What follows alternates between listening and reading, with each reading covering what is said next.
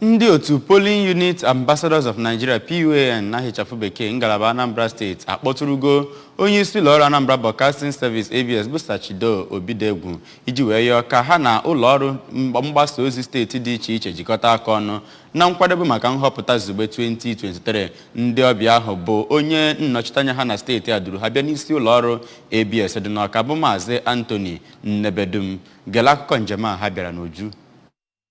PUAN bụ otu gọọmenti na-enwero nke edebanyere aha ha n'aka Corporate Affairs Commission bụkwara nke ndị Independent National Electoral Commission INEC nyekwere ikike ị na-ahụ etu esi eme nhọpụta na Nigeria. Ka ọ na-ekwu okwu onye director nke audit na ya bụ otu nke Anambra State a Maazị Emmanuel Okeke kenere Sachido maka mkpọnyite n'ọrụ akpọnyitere ya dịka onye managing director nke ABS wee kwuo na PUAN na-enegara anya ịkwanyite ọnọdụ anya oghe nakwa ezi ọchịchị n'ime ka ndị mmadụ nwee ike pụta tụọ akwụkwọ vootu ha na ihe ndị ọzọ gbasara ya. Maazị Okeke mekwe ka amata na ya bụ otu chọrọ ka ha nwee ezi mmekọrịta n'etiti ha na ABS n'ihe gbasara izisa ozi iji wee hụ na akụziri ndị mmadụ ịkwado mba a na-agbanye atụm vootu. Onye director nke Act nakwa mobilization n'ime ya bụ organization na South East Injinia Okwuchukwu Ogbuuko ya nakwa onye Anambra State Gender Ambassador